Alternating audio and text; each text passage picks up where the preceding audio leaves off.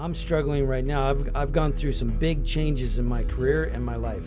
Gotten rid of my agent, got rid of my first wife. I gave her everything. So I'm starting over from scratch. Just signed away everything in December. Most people remember Chip Foose as a blur of polished chrome and roaring engines. He was the quiet genius sketching dream cars on napkins, while reality TV cameras followed his every move. On Overhaulin, he wasn't just rebuilding wrecks. He was rewriting automotive fantasies in 7-day miracles. To fans, he became less a man and more a motor-powered myth, someone who could turn rust into redemption overnight. But myths have blind spots. When the cameras shut off and the garage doors rolled down, the story didn't end where the credits suggested.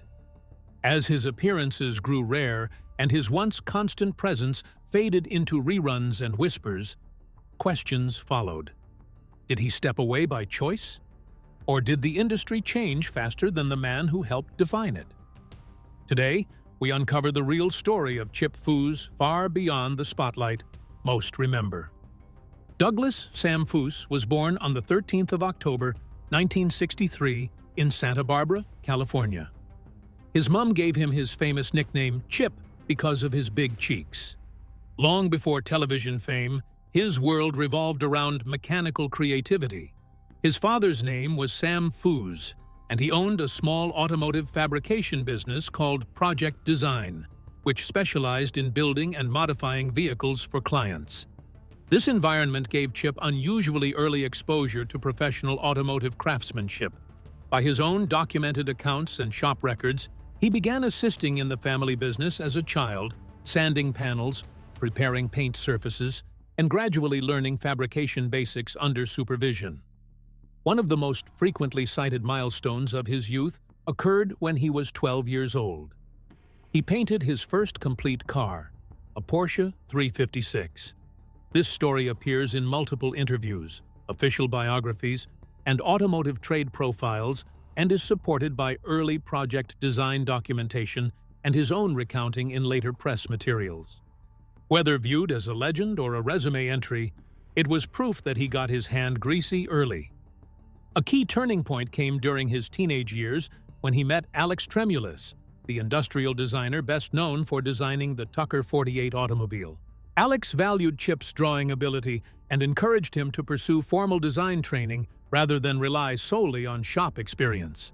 This moment, which can be seen as mentorship, is recorded in Chip's official biography and in Art Center alumni features.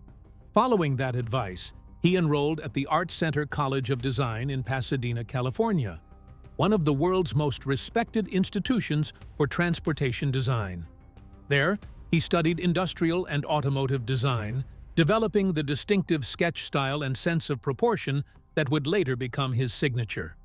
While he dropped out for 4 years due to financial constraints, it's confirmed that he graduated in 1990 with honors, a fact verified by Art Center alumni records and his professional biography. By the time he completed his studies, he had already merged two worlds that rarely coexist so naturally: academic design theory and real-world fabrication experience. That stacked background became the foundation of everything that followed, from award-winning hot rods to television stardom. But before all these came, let's talk about how he got his first big break. From Boyd Coddington to the birth of Foose Design. After graduating from the Art Center College of Design in 1990, Chip Foose entered the professional automotive design world at a time when custom hot rod culture was rapidly evolving. His combination of formal design education and real fabrication experience immediately set him apart from many designers who specialized in sketches but lacked shop floor knowledge. Early in his career, he worked with Sterenberger Design, an industrial design firm known for automotive concepts and prototyping. This period helped him refine his skills in professional concept development, digital drafting, and presentation, skills that would later become tools that define his signature style. However, the defining professional partnership of his early career came when he joined forces with Boyd Coddington. Boyd was already a legendary name in hot rod building, credited with modernizing custom car fabrication and elevating it to a high art discipline. Chip was hired in the early 1990s and quickly rose through the ranks due to his exceptional design ability and leadership skills.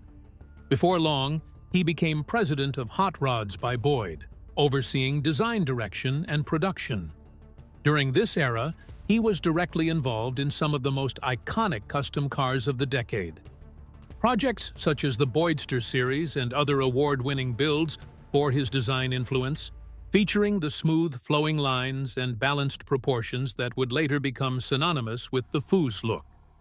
Industry publications from the period consistently credited him as the creative force behind many of Boyd's most famous vehicles, even when the Boyd brand name took top billing. Despite the creative success, the business relationship eventually faced financial and managerial strain. In 1998, amid reported financial instability within the company, he left the organization. The departure marked a major professional turning point. Rather than seek another partnership, he chose to establish his own independent company. That same year, Chip and his wife, Lynn Foose, founded Foose Design, based in Huntington Beach, California. Unlike a traditional repair or customization shop, Foose Design was structured as a hybrid design studio and fabrication workshop. The company focused on high-end custom builds, concept vehicle design, parts development, and brand collaborations. This allowed him full creative control over every aspect of a project, from initial sketch to final paint finish. Foose Design quickly earned recognition within the custom car circuit. The company's early builds received top honors at major automotive shows. His distinctive drawing style also became widely recognized in enthusiast magazines and product catalogs. By the early 21st century, Foose Design was firmly established as one of the most respected custom automotive studios in North America. This independent platform would soon become the launchpad for an even bigger shift due to television exposure. Overhaulin, the television breakthrough, and awards. By the early 21st century, Chip Foose had already earned respect within custom car circles, but his name remained largely unknown to mainstream audiences. That changed in 2004, when he became the star of a new automotive reality television series titled Overhaulin. The show premiered on TLC in April that same year and was created by Bud Brutzman, a television producer known for reality-based programming concepts. The storyline of Overhaulin was straightforward. Car owners were tricked into surrendering their vehicles under false pretenses, often believing their car had been impounded or towed for legal or mechanical issues. Once the owner was removed from the picture, Chip and his team would take over the car and perform a complete rebuild in just 7 days. At the end of the process, the car was returned in dramatically transformed condition, typically accompanied by a surprise reveal filmed for television. What distinguished the show from similar car shows of the time was its emphasis on professional-grade design and craftsmanship, rather than exaggerated cosmetic gimmicks. He served not only as the on-screen host, but as the principal designer, producing concept sketches for each build and guiding fabrication decisions. The show showcased real metalwork, paint processes, chassis upgrades, and mechanical improvements, which perfectly aligned with established hot rod practices rather than novelty modifications. During its original TLC run from 2004 to 2009, Overhaulin completed nearly 90 builds across 5 seasons. Ratings success made the program one of TLC's most recognizable reality shows of the decade. It also turned him into a recognizable television personality, known for his calm demeanor, signature baseball cap, and hand-drawn design sketches. After TLC ended the initial run, the format continued to evolve. He remained involved in automotive television, appearing as a guest judge on Ultimate Car Build-Off on the Discovery Channel. He also hosted American Icon, The Hot Rod on Discovery HD Theater between 2010 and 2011, a series focusing on the history and culture of hot rod development in the United States. In 2012, the show was revived on the Velocity Network, which later got rebranded as Motor Trend Network. This revival introduced a new generation of builds while keeping the original format. Additional new episodes later premiered under the Motor Trend brand, beginning in late 2019. These continued appearances reaffirmed his connection with the franchise more than 15 years after its debut. Still, long before television cameras arrived, Chip had already begun gathering respect within the custom automotive community. After Overhaulin brought him mainstream visibility, his industry recognition only expanded. Over the course of his career, he has received many of the highest honors in hot rod and custom car design, with several of his achievements verified through official automotive associations and event records. One of his earliest major distinctions came in 1997, when he was inducted into the Hot Rod Hall of Fame. At the time, he became the youngest person ever inducted. The Hall of Fame, operated by the National Hot Rod Association Museum, recognizes individuals who have made lasting contributions to hot rodding culture and innovation. His early induction reflected his influence even before his television career began. Another major part of his reputation is his repeated success at the Riddler Award, presented annually at the Detroit Autorama. Often described as the most prestigious prize in the custom car world, the Riddler Award honors excellence in engineering, design, and craftsmanship. He has been credited as the designer behind multiple Riddler-winning vehicles, cementing his role as a creative leader in the highest tier of custom car construction. He has also achieved repeated victories at America's Most Beautiful Roadster competition, held at the Grand National Roadster Show in Pomona, California. This event represents one of the longest-running and most respected hot rod shows in the world. Multiple AMBR wins placed him in a rare group of designers whose work consistently met elite judging standards across decades. Further recognition came through the Good Guys Rod and Custom Association, which awarded him multiple Street Rod of the Year honors. In 2016, he received one of the industry's highest institutional honors when he was inducted into the SEMA Hall of Fame. The Specialty Equipment Market Association recognizes individuals who have made significant and lasting impacts on the automotive aftermarket industry. His induction officially acknowledged not just his designs, but also his influence on trends, aftermarket product development, and public engagement with car culture.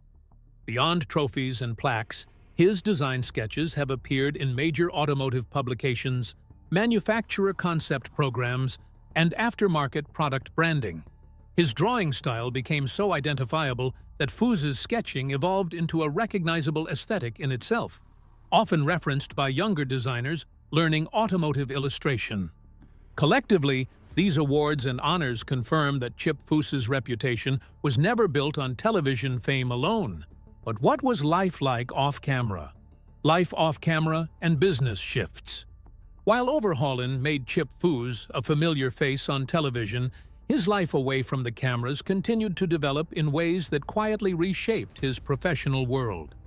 Unlike many reality TV personalities whose careers remained tightly bound to their shows, he maintained an identity anchored in design, fabrication, and business operations beyond television production schedules. For many years, Foose Design operated as a full-service custom automotive studio in Huntington Beach, California. The shop functioned as both a design headquarters and a fabrication facility, producing high-end builds for private clients, manufacturers, and show competitions. It also served as the physical home base for Overhaulin builds, which meant Foose's professional and television worlds overlapped closely during the show's most active years. At the same time, he balanced an active family life. He and his wife, Lynn, raised 2 children, Brock and Katie, both of whom grew up around car culture and the Foose Design environment. Public appearances at car shows and charity events often included family participation, reinforcing the image of Foose Design as both a business and a household built around shared passion. However, major personal changes emerged in the early 2020s. Public court records and business reporting confirmed that Chip and Lynn Foose entered divorce proceedings in 2022, with the divorce finalized in 2023. While most of the core details were kept largely private, legal filings indicated a restructuring of shared business and property holdings. As part of the settlement, Chip retained ownership of his personal vehicle collection and tools, while ownership of workshop property and certain business assets shifted. These records are even verifiable through publicly available civil filings and subsequent business registry updates. This transition was a big and important one in his journey. For decades, he had been closely associated with a permanent, large-scale workshop operation. After the settlement, his professional structure became more flexible, relying less on a single well-known facility and more on project-based collaborations, remote design work, and event-based builds. Most importantly, this change did not signal retirement. Instead, it reflected a strategic adjustment to new circumstances.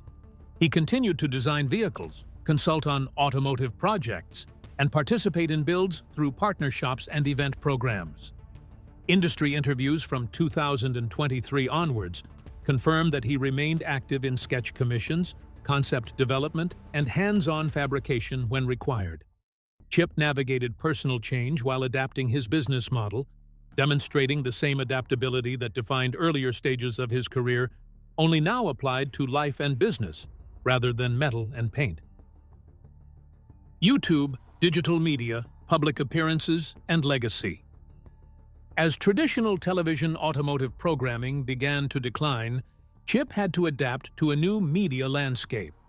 Rather than relying solely on network-produced shows, he shifted to platforms that interacted directly with his target audience. This transition allowed him to remain visible, active, and relevant without being tied to the production cycles of large television networks. One of the most significant developments in this phase has been the growth of the Foose Design YouTube channel. It was launched as a way to share behind-the-scenes shop activity, design explanations, and build updates. The channel steadily developed a dedicated following among car enthusiasts and aspiring designers. The content typically features Foose sketching concepts, walking viewers through design choices, demonstrating fabrication techniques, and highlighting completed projects.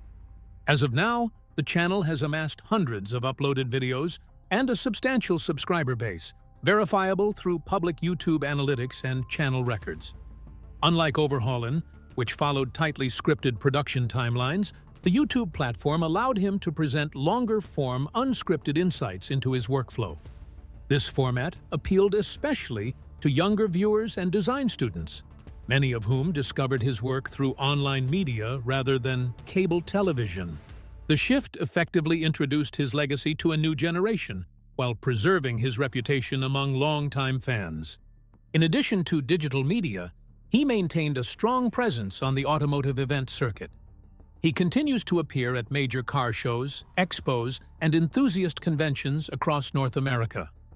Event organizers regularly feature him as a headlining guest, offering live sketch sessions, panels, autograph signings, and design demonstrations. Publicly released event schedules and promotional materials confirm his recurring appearances at gatherings such as SEMA-related functions, Grand National Roadster Show activities, and international custom car expos. These appearances serve multiple purposes. They keep him directly connected with fans, provide opportunities for live design education, and reinforce his status as a respected industry elder rather than a retired television personality. They also allow him to collaborate with other builders, manufacturers, and aftermarket brands on special projects unveiled at these events. Another important aspect of this era is Foose's continued work in automotive concept design and brand collaboration. While fewer of these projects receive mass media coverage than his television builds once done, industry publications and manufacturer press releases occasionally highlight Foose-designed concept vehicles, custom one-offs, and licensed aftermarket parts. These projects confirm that his design services remain in demand beyond entertainment-driven builds. In practical terms, his modern career blends digital content creation, public appearances, collaborative builds, and design consulting.